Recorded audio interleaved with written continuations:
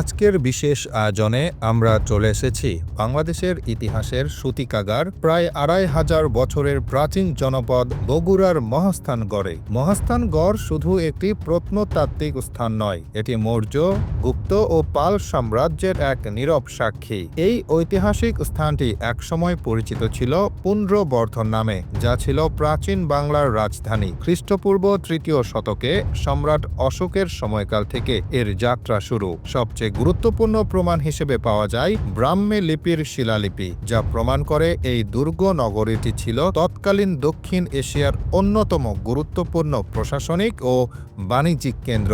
মহাস্থানগড় ছিল একটি সুপরিকল্পিত নগরী। প্রায় ৫ কিলোমিটার দীর্ঘ এবং ৪.৫ কিলোমিটার চওড়া এই দুর্গ নগরী সুরক্ষিত ছিল উঁচু মাটির প্রাচীর ও করতোয়া নদীর প্রাকৃতিক পরিখা দ্বারা। এখানে রয়েছে গোবিন্দ ভিটার মতো মন্দির কাঠামো, রয়েছে রহস্যময় জিয়তকুণ্ড এবং লোকসংস্কৃতির অন্যতম অংশ বেহুলার বাসরঘর, যা মূলত একটি বৌদ্ধ বিহারের ধ্বংসাবশেষ। মাটি খুঁড়ে পাওয়া গেছে অসংখ্য স্বর্ণমুদ্রা, টেরাকোটা ও বিভিন্ন আমলের মৃৎপাত্র।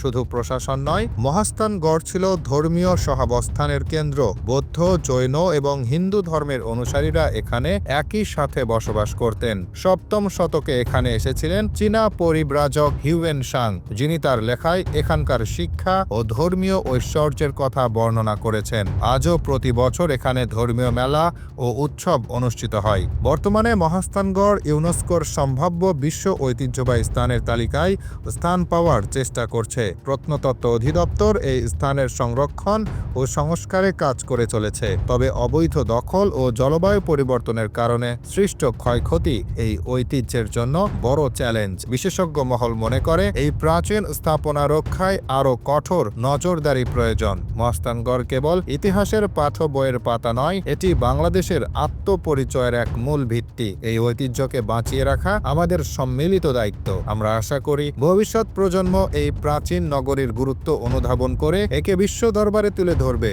আজকের মতো এ পর্যন্তই। সবাই ভালো থাকবেন, সুস্থ থাকবেন।